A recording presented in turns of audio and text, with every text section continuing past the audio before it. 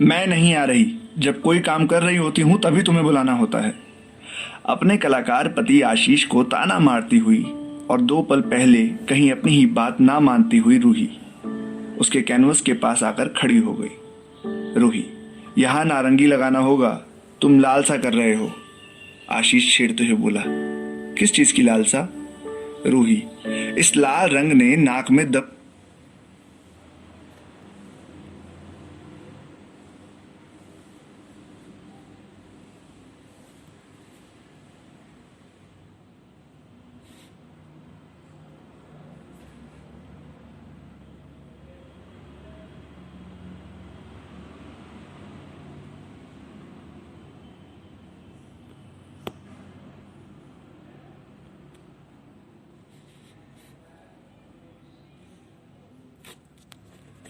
आज पता नहीं मन बेचैन हो रहा है।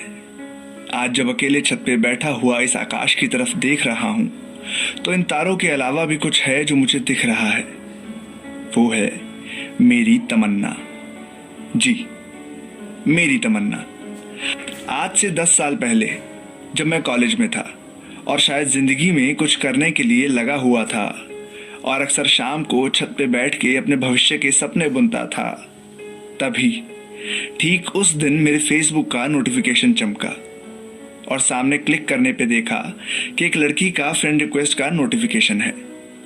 मैंने मन ही मन सोचा, इन दोस्तों को भी ना मजे लेने के अलावा कोई काम नहीं, क्योंकि अक्सर ये काम मैं भी औरों के साथ मिलके करता था। इसलिए मैंने सीरियसली नहीं लिया और फिर अपने सपनों में डूब गया। तभी एक मैसेज आया, तुम में इतना एटीट्यूड क्यों है यार? ये देख के मैं थोड़ा दंग रह गया और इसकी प्रोफाइल देखने लगा। नाम था उसका तमन्ना, उम्र उसने लिखी नहीं थी और लड़कियों की तरह, एड्रेस लखनऊ। मैंने जल्दी जल्दी से उसकी प्रोफाइल पिक खोली, लेकिन उसमें तो कुछ दर्द भरी लाइनें लिखी थी। सब फोटो पे प्रिवेसी का पहरा था। मैंने जल्दी से उसे रिप्लाई किया, तुम वही तमन्ना हो ना, शादी वाली? उधर से तुरंत रिप्लाई आया, चलो जनाब को इतना तो याद है। मेरे दिल की धड़कनें बढ़ गई और हाथों की उंगलियां कांपने लगी। मैंने अपने आप पे काबू करते हुए लिखा, कुछ लोग ताउम्र नहीं भूलते, भले ही वे आपसे 4 घंटे के लिए क्यों ना मिले हों। और फिर मुझे एकाएक सब कुछ याद आ गया। मैं अपने दोस्त की शादी में गया था, उसके घर। जब मैं बनारस उसके घर पहुंचा तो मुझे घर के ऊपर छत पे ही बना हुआ एक रूम ठहरने को मिला। मैं भी ट्रैवल करके थक गया था तो मैं नाश्ता करके सो गया। फिर दोपहर में मेरे दोस्त की छोटी बहन आके बोली, भैया आप चलिए नीचे, माँ और पापा बुला रहे हैं। जब मैं नीचे आया तो देखा हल्दी की रस्म चल रही है। अंकल ने मुझे बोला, बेटा तुम भी लगाओ, और मैंने शर्माते हुए कहा, नहीं नहीं अंकल ठीक है।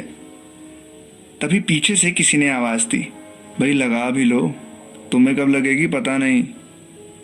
और सभी लोग हंसने लगे। मैंने घूरते हुए उसे देखा तो वो चुप हो गई और किसी के पीछे छिप गई।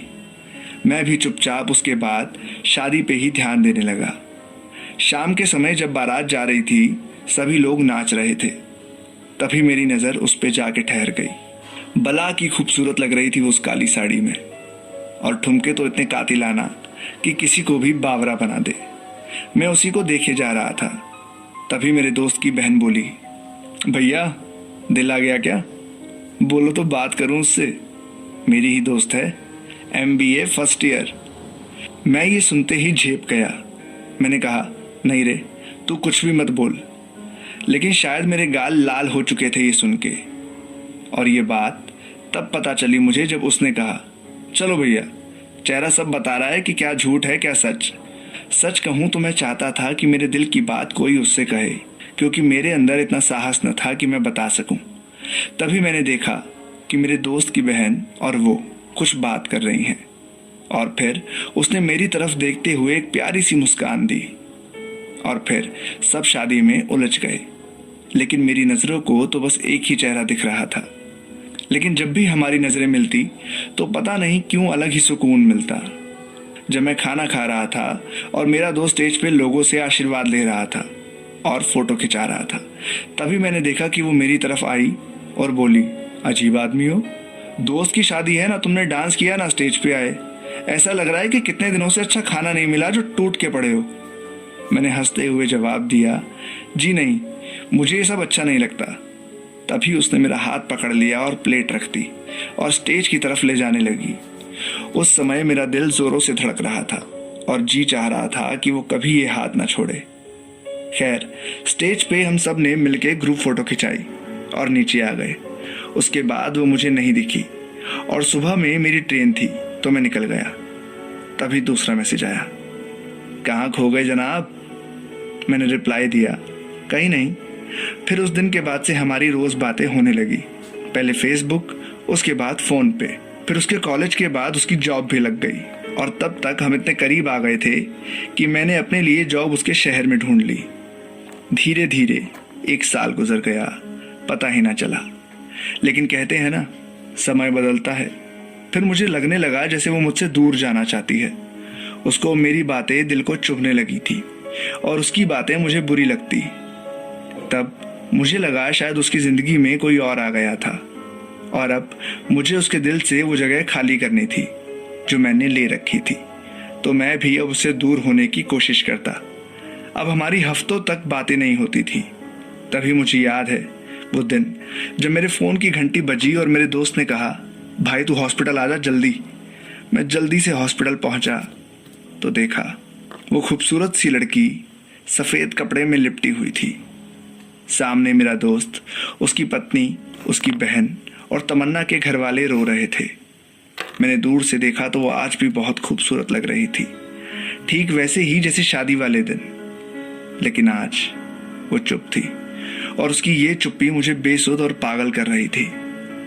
दिल कर रहा था कि मैं उसके पास जाके बोलूं कि तू चुप बिल्कुल अच्छी नहीं लगती, लेकिन अब वो कहाँ सुनने वाली थी। मैं चुपचाप वहां से निकल गया और उसी दिन उस शहर से भी। फिर कुछ दिनों बाद मेरे दोस्त ने बताया कि उसे हार्ट प्रॉब्लम थी और वो मुझे इसलिए दूर कर रही थी कि मैं बाद में परेशान ना हो सकूं उसके जाने के बाद। उस दिन ये सुनने के बाद उसके लिए प्यार और इज्जत और भी बढ़ गई और शायद इंतज़ार भी कि शायद मेरी अधूरी तमन्ना अगले जन्म में पूरी हो जाए।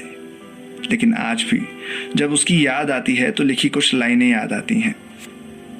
तेरे ख्याल में जब बेख्याल होता हूँ, ज़रा सी देर को सही बेमिसाल होता हूँ।